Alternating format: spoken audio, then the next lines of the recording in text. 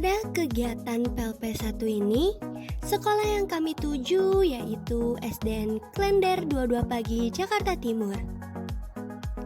SDN Klender 22 Pagi, Jakarta Timur merupakan sekolah dasar yang telah memperoleh akreditasi A. Sekolah ini terletak di Jalan Buaran 2, No. 49, RT 4, RW 13, Klender, Kecamatan Durensawit, Kota Jakarta Timur.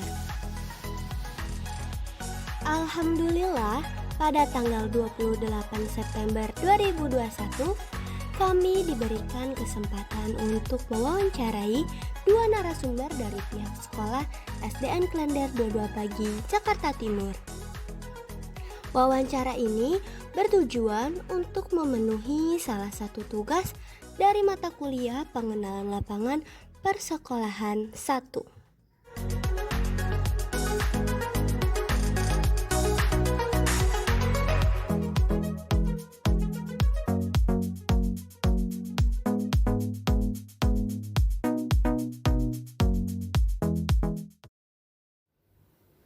Assalamualaikum warahmatullahi wabarakatuh.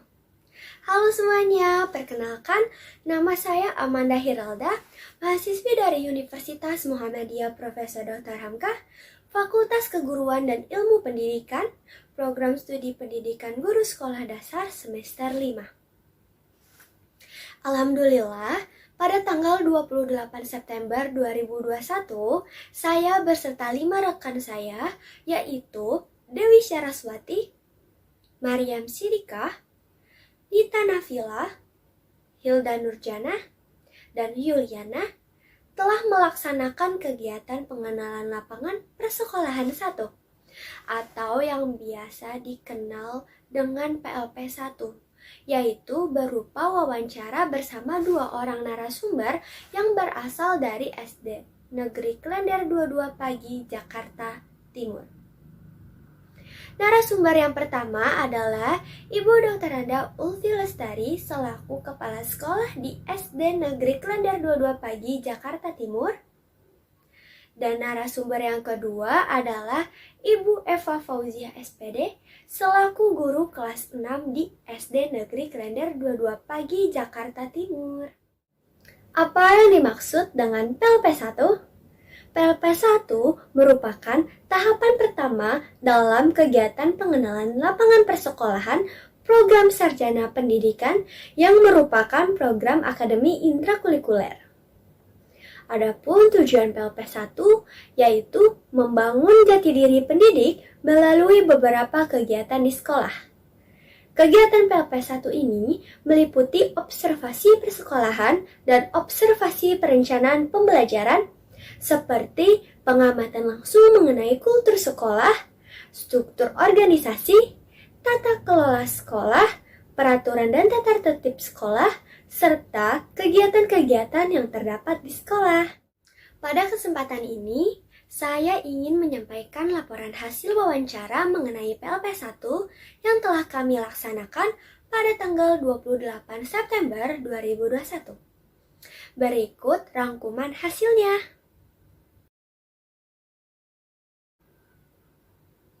Baik, untuk mengawali laporan ini, pada poin pertama yaitu kultur sekolah yang terdapat karakteristik umum peserta didik. Bapak dan Ibu guru di SD Negeri Klender 22 Pagi, Jakarta Timur selalu menanamkan nilai moral kepada peserta didiknya. Kebiasaan tersebut selalu dilakukan di awal maupun di akhir kegiatan belajar. Karena pendidikan moral sangatlah penting untuk menciptakan generasi muda yang berkualitas di masa depan. Sehingga harus ditanamkan sejak usia dini. Contoh nilai moral yang selalu diterapkan di sekolah, yaitu berdoa bersama di awal dan di akhir, serta di masa pandemi ini selalu mengajarkan sikap menghormati dengan cara bertegur sapa walaupun melalui via Zoom. Lalu, Pada poin kedua, yaitu mengenai struktur organisasi dan tata kerja di Sekolah SD Negeri Klender 22 Pagi, Jakarta Timur yang dipimpin oleh Ibu Dr. Randa Ulfi Lestari selaku Kepala Sekolah. Struktur organisasi dan tata kerja di SD Negeri Klender 22 Pagi, Jakarta Timur sudah berjalan sesuai dengan pembagian kerja yang jelas serta telah disahkan oleh surat keputusan yang tertanda tangan kepala sekolah. Hal ini bertujuan agar setiap warga sekolah dapat menjalankan tugas sesuai dengan ketentuan yang sudah dibuat. Adanya struktur organisasi dan tata kerja sekolah ini bermaksud untuk menjalankan program-program sekolah yang sesuai dengan visi dan misi sekolah tersebut. Jadi, adanya struktur organisasi dan tata kerja sekolah adalah sebagai alat untuk menjalankan program-program yang ingin dicapai di sekolah tersebut. Baiklah, selanjutnya poin ketiga yaitu implementasi peraturan dan tata tertib di SD Negeri Klender 22 Pagi, Jakarta Timur sudah berjalan dengan apa yang diinginkan dan cukup ketat. Karena untuk menjadikan peserta didik yang taat kepada aturan yang berlaku, serta membentuk peserta didik menjadi disiplin dan tertib selama proses pembelajaran berlangsung. Peraturan dan tata tertib di sekolah merupakan bagian dari etika saat berada di sekolah. Etika merupakan hal yang berkaitan dengan sopan santun atau tingkah laku akhlak dalam kehidupan sehari-hari. Namun, jika ditemukan warga sekolah yang sulit diatur, maka kepala sekolah tersebut memiliki hak untuk menegur, tetapi jika teguran itu masih dihiraukan, maka akan adanya sanksi yang sudah ditetapkan di sekolah.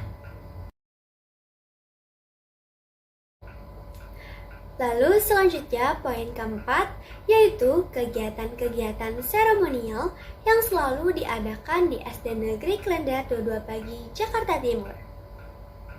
Sebelum adanya masa pandemi ini, sekolah selalu rutin dalam melaksanakan upacara hari-hari penting. Contohnya seperti Hari Besar 17 Agustus, ulang tahun PGRI, dan kelulusan kelas 6 setiap tahunnya. Kegiatan seremonial formal ini harus selalu dilaksanakan karena peserta didik bisa belajar sejarah bangsa Indonesia sehingga peserta didik memiliki wawasan dan merasa memiliki rasa kebangsaan. Kegiatan seremonial formal biasanya diadakan di sekolah, tetapi di masa pandemi ini dilakukan menggunakan via Zoom yang diikuti semua warga sekolah. Di SD Negeri Klender 22 Pagi, Jakarta Timur, terdapat beberapa kegiatan kurikuler yang dibagi menjadi dua, yaitu kegiatan intrakurikuler dan kegiatan ekstrakurikuler. Untuk kegiatan intrakurikuler, sekolah mengirim peserta didiknya untuk ikut lomba di bidang bahasa seperti puisi, mengarang cerpen, dan berpantun. Sekolah ini memperoleh juara 2 di tingkat kecamatan dan kota. Untuk kegiatan ekstrakurikuler, SD Negeri Klender 22 Pagi, Jakarta Timur di bidang atletik dan seni tari sudah mencapai tingkatan nasional. Untuk kegiatan ekstrakurikuler, sekolah ini memiliki beberapa kegiatan seperti drum band, seni lukis, seni tari, atletik, pramuka, dan marawis. Namun, pada saat ini kegiatan-kegiatan tersebut harus tertunda karena masa pandemi.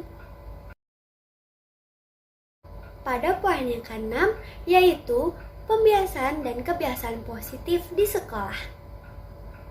Seorang kepala sekolah di satuan pendidik perlu menciptakan kondisi kerja yang positif bagi warga sekolah. Hal ini bertujuan agar tumbuh perilaku kerja yang lebih produktif. Misalnya, melakukan tadarus atau literasi sebelum kegiatan belajar dimulai.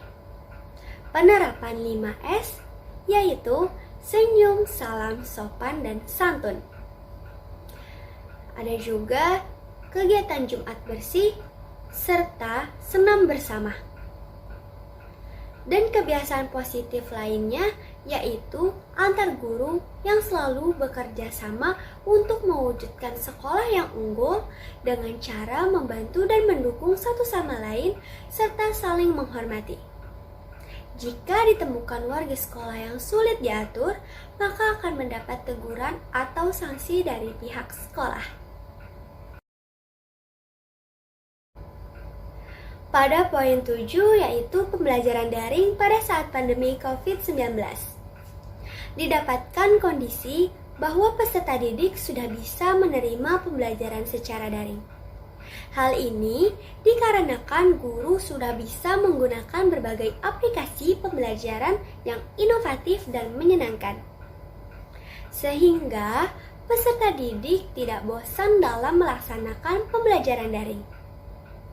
Aplikasi yang sering digunakan yaitu Google Classroom, Google Form, dan Quizzes.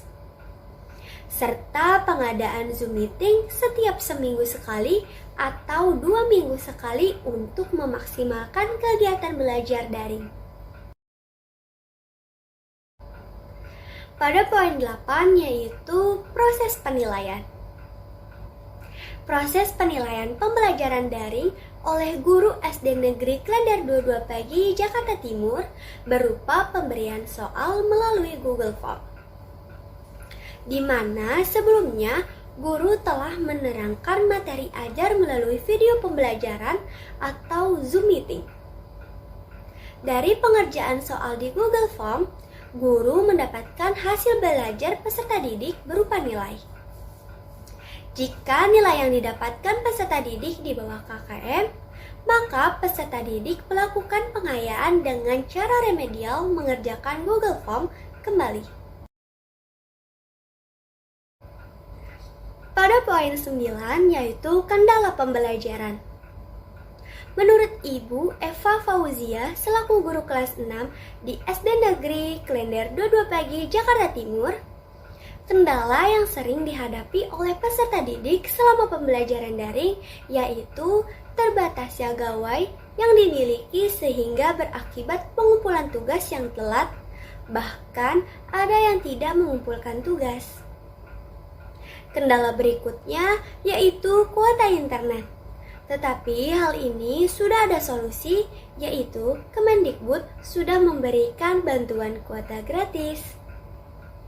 Kendala yang terakhir yaitu jaringan internet yang kurang baik. Untuk masalah seperti ini, guru memberikan keringanan dalam pengumpulan tugas. Poin yang terakhir yaitu motivasi. Kondisi pembelajaran daring seperti saat ini pasti mendatangkan kejenuhan bagi peserta didik. Maka dari itu guru maupun orang tua harus saling bekerja sama untuk memotivasi belajar peserta didik. Usaha yang dapat dilakukan untuk memotivasi peserta didik diantaranya seperti penyajian materi berupa video yang menarik, adanya sebuah reward atau penghargaan kepada peserta didik yang disiplin dalam kehadiran dan pengerjaan tugas. Baiklah, sekian pemaparan laporan hasil wawancara yang telah kami laksanakan. Semoga bermanfaat dan terima kasih atas perhatiannya.